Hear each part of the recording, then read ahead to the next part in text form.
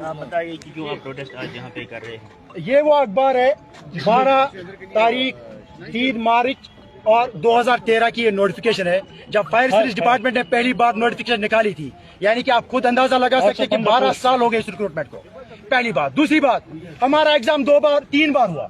2 बार government ने खुद cancel किया, कहा कि चोरी हुई है, लिस्ट को नहीं मंजराम पे लाया गया।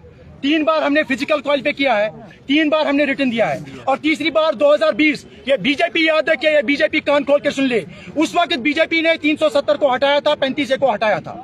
उन्होंने कहा था कि हम इसलिए हटा रहे हैं, हम स्टेट को इसलिए यूटी में कन्वर्ट करें क्योंकि यहाँ पे भ्रष्टाचार है, यहाँ पे क्या कहते हैं रिश्तेदारी के बेस पे नौकरियां दी जा रही है, यहाँ पे फेवरेटिज्म है, यहाँ पे करप्शन है। हम उसको हटाना चाहते हैं और एक साफ शफाफ तौर तरीके से हम रिक्रूटमेंट करना चाहते हैं। 2020 का पहला लिस्ट फायर एंड इमरजेंसी का लिस्ट, चोरी से भरा हुआ, करप्शन से भरा हुआ, रिश्तेदारों की नौकरी, पुलिस वालों की नौकरी, जो फायर सर्विस डिपार्टमेंट में पहले जॉब कर रहे थे उन्हीं के भतीजे भाई। हमारा प्रोटेस्ट शुरू हुआ 2020 में जब हमें लगा कि इसमें धांधली हुई है। हमने प्रोटेस्ट किया, हमारी बात 2 साल किसी ने नहीं सुनी, ना एलजी ने सुनी, ना किसी और ने सुनी। लेकिन 2 साल के बाद अभिनव शर्मा का हम बहुत ही ज्यादा शुक्रगुजार हैं, उन्होंने हमें एलजी से मिलवाया। हमारे जो प्रेसिडेंट निसार अहमद नंगरू साहब है वो वहां पे एलजी से मिले। जब हमने सबूतों की बौछार एलजी के सामने रखी तो एलजी को लगा नहीं, ये तो भ्रष्टाचार है, ये तो चोरी है, ये तो करप्शन है। अरे एलजी साहब अपने खुद को एक्सेप्ट किया जम्मू राजभवन में। जब एक्सेप्ट किया, कमेटी को बिठाया गया, कमेटी को 1 महीने का टाइम दिया गया। अरे हंसी आती है मुझे तुम जैसी सरकार पे, तुम जैसे हुक्मरानों पे, तुम जैसी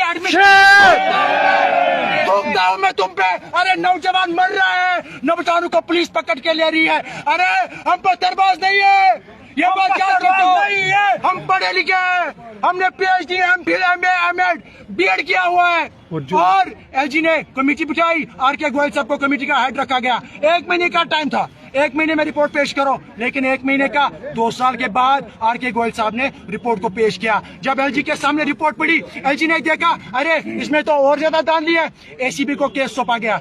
एसीबी ने पहली तहकीकात में कहा कि हम 109 लड़के जो हैं उनका उन्होंने FIR काटा, जो कि उनका जो OMR है उसमें छेड़खानी हुई थी। ये वो 106 लड़के हैं, क्योंकि ये 700 लड़के उन्होंने सिलेक्ट किए, उनमें से 106 लड़के जो है उन्होंने अपने OMR में वहां पे छेड़खानी की है थ्रू एडमिनिस्ट्रेशन, जिसकी वजह से हमें आज असेंबली का घेराव करना पड़ा। हम असेंबली में आए, उन्होंने दरवाजे बंद रखे, पुलिस को सामने किया, हमसे बात करने के लिए तैयार नहीं है। शर्म आती है हमें उमर सरकार पे। उमर साहब कहता है मेरे पास तो होम डिपार्टमेंट आता ही नहीं है, मैं क्या करूं।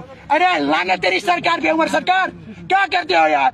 कम से कम रेफरेंडम एक मेमोरेंडम तो भेजो एलजी को, कहो ये हमारे नौजवान है, ये हमारे लड़के हैं, इनके साथ जुल्म हुआ है, इनको इंसाफ दीजिए। लेकिन नहीं, ये कमरों में बंद बैठ के अपनी तनख्वाह की बात कर रहे हैं, ये अपने बच्चों की बात कर रहे हैं, ये अपना मुस्तकबिल संभालना चाहते हैं। कश्मीर का जवान जाए वही पत्थरबाजी में मुलव्वस हो जाए, वही ड्रग्स में मुलव्वस हो जाए।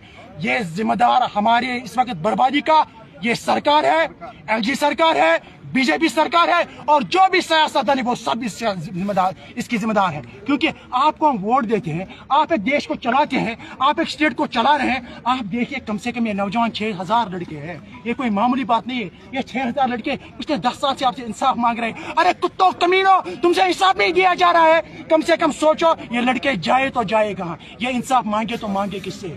अगर हम इस वक्त यहाँ पे, पुलिस ने हमें वहां पे रोका, पार्क में भेजा, हम यहाँ पे अल्टीमेटम एक देना चाहते हैं सरकार को।